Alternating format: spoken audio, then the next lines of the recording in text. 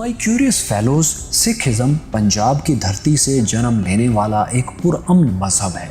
ये ईसाइयत, इस्लाम और हिंदुइज्म के मुकाबले में निस्बतन एक नया मजहब है। इस मजहब की बुनियाद 15वीं सदी के आखिर में बाबा गुरु नानक सिंह ने 5 दरियाओं की सरजमीन पंजाब में रखी और आज भी इस मजहब के पेशवाओं की ज़्यादातर तादाद पंजाब ही में बसती है। दुनिया भर में सिखों की कुल तादाद 27 मिलियन 2 करोड़ 70 लाख के करीब है और इसका तकरीबन 90% हिस्सा भारतीय पंजाब में रहता है। कनाडा, अमेरिका और बरतानिया में भी सिखों की एक काबिल ज़िक्र तादाद मौजूद है, लेकिन ज़ाहिर है पंजाब से बहुत ही कम।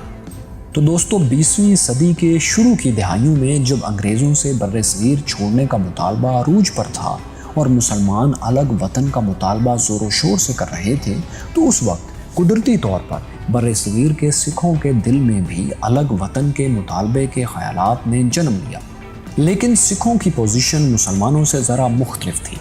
वो इस तरह के मुसलमान हिंदुस्तान की कुल आबादी का तकरीबन 24% बनते थे और सिखों की तादाद हिंदुस्तान की कुल आबादी का 2% भी नहीं थी। सिख हिंदुस्तान के किसी एक ज़िले या डिस्ट्रिक्ट में अक्सरियत में, मेजॉरिटी में भी नहीं थे, बल्कि सिखों की ये सारी तादाद पेशावर से लेकर दिल्ली तक मुख्तलिफ शहरों में बिखरी हुई थी। हाँ, सिखों की माशरती हैसियत उनकी तादाद की निस्बत बहुत ज़्यादा थी। अंग्रेज़ों से उनके ताल्लुकात हमेशा अच्छे रहे थे।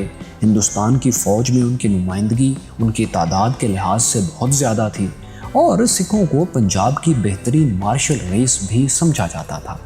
जंग अज़ीम अव्वल में सिख हिंदुस्तानी फ़ौज का 20% थे। सिख बर्र-ए-सग़ीर पर हुकूमत भी कर चुके थे और सिखों की सल्तनत महाराजा रंजीत सिंह के दौर में काफ़ी वसी थी। पंजाब की हुकूमत अंग्रेज़ों ने सिखों ही से हासिल की थी, बल्कि चीनी थी, और महाराजा रंजीत सिंह की रियासत के खात्मे के साथ ही रंजीत सिंह की सिख फ़ौज की बड़ी तादाद अंग्रेज़ों की फ़ौज में शामिल हो गई थी। 19वीं सदी के वस्त में अंग्रेज़ों के हाथों ख़त्म होने वाली सिखों की सल्तनत में पंजाब के अलावा कश्मीर और मौजूदा पाकिस्तान के सूबा खैबर पख्तूनख्वा के बाज़ इलाके भी शामिल थे। उस दौर में सिखों को मुसलमान और हिंदू दोनों ही नाराज़ नहीं करना चाहते थे, क्योंकि तकसीम के वक्त सिख तादाद में कम होने के बावजूद जाहिर है जिस पार्टी की तरफ भी जाते उसको इसका फ़ायदा मिलना था।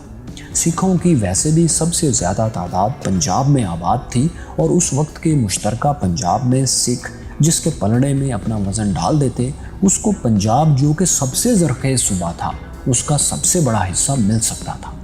सिख मजहबी और तारीख़ी एतबार से हिंदुओं के ज़्यादा करीब थे, क्योंकि एक तो ज़्यादातर सिख हिंदू ही से सिख हुए थे और हिंदुओं और सिखों की आपस में शादियां भी होती थी, और दूसरा रंजीत सिंह ही के ज़माने से मुसलमान हुक्मरानों से सिखों के कोई अच्छे ताल्लुकात नहीं थे। अफ़गानिस्तान के मुसलमान हुक्मरानों समेत बहुत जगहों पर इनकी लड़ाइयाँ भी हो चुकी थी।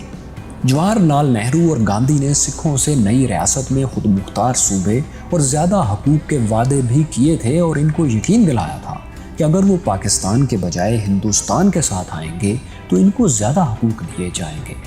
लेकिन 1928 में सिख रहनुमा बाबा खड़क सिंह कांग्रेस से नाराज़ हो गए थे, क्योंकि उनके ख्याल में आज़ाद हिंदुस्तान का जो मुजव्वज़ा आइन मोती लाल कमेटी ने बनाया था उसमें सिखों को वो हकूक़ नहीं दिए गए थे जिनका वादा उनसे किया गया था।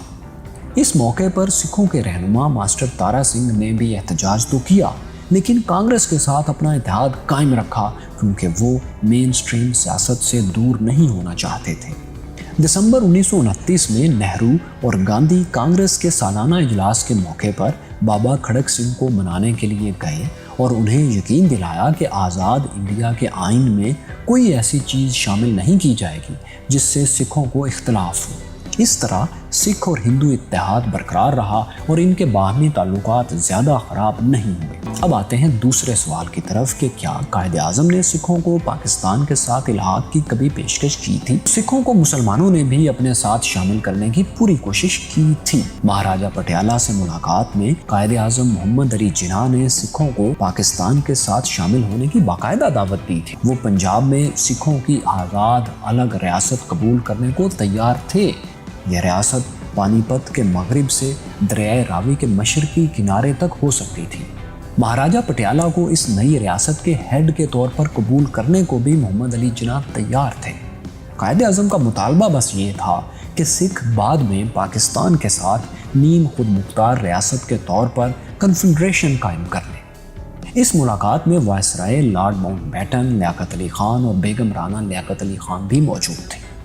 महाराजा के मुताबिक वो मास्टर तारा सिंह और दूसरे सिख रहनुमाओं को समझते थे और उन्हें यकीन था कि सिख रहनुमाओं को कायदे आज़म मोहम्मद अली जिन्ना की ये ऑफ़र किसी सूरत कबूल नहीं होगी।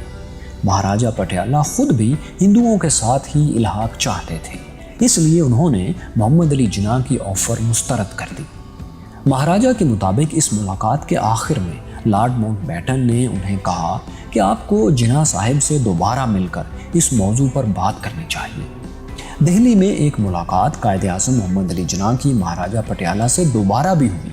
इस मुलाकात में मोहतरमा फातिमा जिन्ना और लियाकत अली खान भी मौजूद थे और इसमें पटियाला के साबिक वज़ीर आज़म हरदीत सिंह मलिक भी मौजूद थे। मशहूर सिख मौर्रख करपाल सिंह ने एक इंटरव्यू में जब हरदीत सिंह से कायदे आज़म की उस पेशकश के बारे में पूछा तो उन्होंने बताया कि इस मुलाकात में मास्टर तारा सिंह, ज्ञानी करतार सिंह और महाराजा पटियाला भी मौजूद थे और मोहम्मद अली जिन्ना ने कहा था कि अगर वो पाकिस्तान के साथ आते हैं तो उन्हें वो सब कुछ मिलेगा, यानी आपकी अपनी पार्लियामेंट होगी, फ़ौज भी अपनी होगी। उन्होंने हरदीत सिंह मलिक से ये भी कहा कि आपको पता है मिस्र में ज़ोगनुल पाशा ने ईसाई अक़लियत के साथ कैसे मुआहदा किया था, मैं भी आपके साथ वैसा ही करूँगा। और फिर मोहम्मद अली जिन्ना ने बताया कि ईसाई अक़लियत के नुमाइंदे जब अपने मुतालबात लेकर ज़ोगनुल पाशा के पास गए तो उसने कहा कि अपने मुतालबात लिख कर लाओ। जब वो लिख कर दोबारा आए तो पाशा ने पढ़े बगैर ही दस्तखत कर दिए। हरदीत सिंह कहते हैं कि हमने पहले ही तय किया हुआ था कि पाकिस्तान के साथ नहीं जाना, लेकिन मोहम्मद अली जिन्ना की ऐसी ऑफ़र सुनकर हम सन्नाटे में आ गए। हमें इसकी बिल्कुल भी तवक्को नहीं थी, इसलिए हमने पूछा कि जिन्ना साहब आप तो ये वादा कर रहे हैं, लेकिन आपके बाद इस वादे को आज़ाद पाकिस्तान में कौन वफा करेगा। मोहम्मद अली जिन्ना ने कहा कि मेरे अल्फाज पाकिस्तान में ऐसे हैं जैसे इल्हामी अल्फाज, इनसे फिरने का कोई सोच भी नहीं सकता, चाहे मैं रहूं या ना रहूं। मोहम्मद अली जिन्ना के इन अल्फाज के बाद कुछ कहना बाकी नहीं रह गया था। मीटिंग ख़त्म हो गई थी, लेकिन इस ऑफ़र को सिख रहनुमाओं ने नज़रअंदाज कर दिया। कायदे आज़म की सिख रहनुमाओं से ये मुलाकातें अप्रैल 1947 की हैं और जाहिर है उस वक्त बर्रसगीर और पंजाब दोनों की तकसीम का हतमी फ़ैसला हो चुका था। सिख भी कांग्रेस के साथ इल्हाक का फ़ैसला कर चुके थे और 1947 के रावलपिंडी डिवीज़न के फसादात भी हो चुके थे, जिनमें सिखों का बहुत बड़ा माली और जानी नुकसान हुआ था और हज़ारों सिख मशरकी पंजाब के इलाकों में हिजरत कर गए थे। अगर रावलपिंडी के ये नाखुशगवार वाक़यात ना पेश आए होते और सिखों को पाकिस्तान से इल्हाक की दावत तकसीम से कुछ पहले मिल जाती तो शायद वो इस पर ज़्यादा संजीदगी से गौर करते। लेकिन कुछ मौर्रख ये कहते हैं कि कायदे आज़म और सिख रहनुमाओं की इन मुलाकातों की तारीख 1947 नहीं 1946 है। अब आते हैं अगले सवाल की तरफ कि क्या सिखों ने खुद से कभी अलग रियासत का मुतालबा किया था? तो दोस्तों, हिंदुओं और मुसलमानों से इल्हाक के अलावा अंग्रेज़ों की तरफ से भी सिखों को अपना अलग वतन बनाने की एक पेशकश की गई थी और तारीख में इसकी एक गवाही मौजूद है। कपूर सिंह अपनी किताब some documents on the demand of Sikh homeland में लिखते हैं कि 17 मई 1947 को ब्रिटिश कैबिनेट की तरफ से नेहरू, लियाकत अली खान और बलदेव सिंह को बरतानिया दावत दी गई ताकि हिंदुस्तान की तकसीम के मसले पर किसी हतमी नतीजे तक पहुंचा जा सके। इत्तेफाक ना होने पर नेहरू वापस हिंदुस्तान चले गए। बरतानवी कैबिनेट मेंबर्स ने बलदेव सिंह को पेशकश की कि अगर आप नेहरू से अलग हो जाएं तो बर्रसगीर के सिखों के लिए ऐसी कोई राह निकाली जा सकती है जिससे उनकी अलग सियासी शनाख्त भी होगी और दुनिया की तारीख में अपना एक मुकाम हिंदुओं से हटकर अलग से बनाने के काबिल भी हो जाएंगे। यानी सादा अल्फाज में सिखों को मुकम्मल खुद मुख्तार रियासत की पेशकश अंग्रेज़ों की तरफ से कर दी गई थी। बलदेव सिंह ने इस खुफिया ऑफ़र पर किसी तरह नेहरू से राब्ता करके राय मांगी, जिसके बाद वो प्रेस को ये कहकर वापस हिंदुस्तान आ गए कि फ़िलहाल उनका अंग्रेज़ों से इसके अलावा कोई मुतालबा नहीं कि वो हिंदुस्तान से जल्द अज जल्द निकल जाए। یہ اس بات کا واضح ثبوت ہے کہ سکھوں کو ہندوؤں کی طرف سے وعدہ کیے گئے خود مختار صوبے اور دوسرے حقوق دینے کی پیشکشوں پر کامل یقین تھا۔ تاریخ سے مزید پتہ چلتا ہے کہ 1930 کی دہائی میں 1930s میں سکھ رہنماؤں نے آزاد پنجاب کا مطالبہ کیا تھا، اور ان کا مطالبہ تھا کہ Jalandhar division, Lahore division, Ambala, loyal پور جو اب فیصل آباد ہے، اور مونٹگومری یعنی ساہیوال کے علاقوں کو ملا کر ایک آزاد پنجاب ریاست بننی چاہیے۔ کرنال اور حصار کے سکھ اکثریتی علاقوں کو بھی سکھ اس آزاد ریاست میں شامل کرنا چاہتے تھے، اور پنجاب کے بعض وہ علاقے جہاں ہندو اکثریت میں تھے ان سے دستبردار ہونے کو بھی تیار تھے۔ ننکانہ صاحب جو کہ سکھوں کا انتہائی مقدس مقام ہے، وہ بھی لاہور ڈویژن ہی میں شامل تھا۔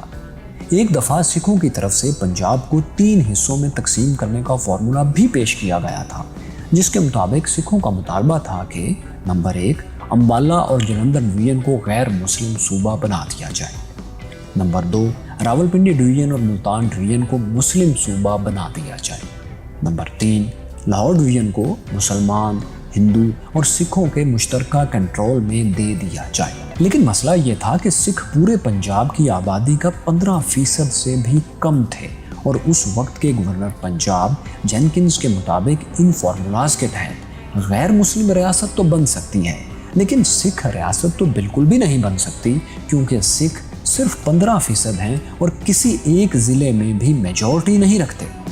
برطانوی secretary of state for India نے سکھوں کے ان مطالبات پر کچھ اس طرح اظہار خیال کیا تھا: بلا شبہ سکھ ایک عظیم قوم ہے اور انڈیا کی معیشت اور فوج میں ان کا کردار ان کی تعداد کے تناسب سے کہیں زیادہ ہے، لیکن یہ بھی حقیقت ہے کہ وہ پنجاب کی کل 2.5 کروڑ کی آبادی میں صرف 40 لاکھ ہیں، اور کسی بھی جمہوری کسوٹی کے مطابق وہ میجورٹی یا اکثریت کو دور کی بات ایک بڑی اقلیت بھی نہیں بنتے، اور کسی ایک بھی ضلع میں سکھ اکثریت میں بھی نہیں ہیں۔ ان حقائق کو مد نظر رکھتے ہوئے الگ سکھ ریاست کا سوال ہی پیدا نہیں ہوتا۔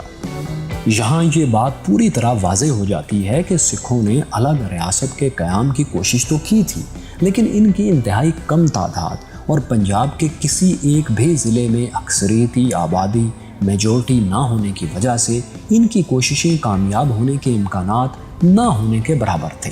اب آتے ہیں ایک مفروضے کی طرف کہ اگر سکھ پاکستان میں شامل ہو جاتے تو اگر تقسیم کے وقت سکھ پاکستان کے ساتھ الحاق کا فیصلہ کرتے تو پنجاب پورے کا پورا مسلمانوں اور سکھوں کو مل سکتا تھا، جو کہ سب سے زرخیز صوبہ تھا اور سارے انڈیا کو اناج مہیا کرتا تھا۔ یعنی مسلمانوں اور سکھوں کی اس مشترکہ ریاست کی حدود دہلی تک ہو سکتی تھی۔ ہندوستان کی فوج بھی کمزور ہو سکتی تھی، کیونکہ اس میں سکھوں کی بڑی تعداد شامل نہیں ہونا تھی۔ سکھوں کے انتہائی مقدس شہر ننکانہ صاحب، امرتسر، کرتارپور، حسن ابدال وغیرہ سب سکھوں کی اپنی ریاست میں ہونا تھے۔ سکھ جو کہ اس وقت انڈیا کی آبادی کا صرف 2% ہیں، اگر پاکستان کے ساتھ شامل ہو جاتے تو ان کی آبادی کا تناسب پاکستان میں 13% کے قریب ہوتا، جو کہ ظاہر ہے بھارت کے 2% سے 6 گنا زیادہ ہے۔ سکھ اگر پاکستان میں شامل ہوتے تو پاکستان ثقافتی اور معاشرتی طور پر بھی ذرا مختلف ہو سکتا تھا، کیونکہ 13% سکھوں کی وجہ سے پاکستان ایک جیسے مذہبی کلچر کے بجائے ملٹی کلچرل ملک ہوتا، خاص طور پر مذہبی اعتبار سے۔ لیکن یہ باتیں تو صرف مفروضے ہیں۔ سکھ ایک آزاد منش قوم ہیں، ان کی قیادت نے اپنی قوم کے لیے جو بہتر سمجھا وہ فیصلہ کیا۔ سکھ قیادت کا فیصلہ کتنا بہتر ثابت ہوا، یہ ایک تاریخ کا سوال ہے۔ آپ کے خیال میں اس سوال کا جواب کیا ہے؟ ہمیں کمنٹس میں ضرور لکھیں۔ شکریہ۔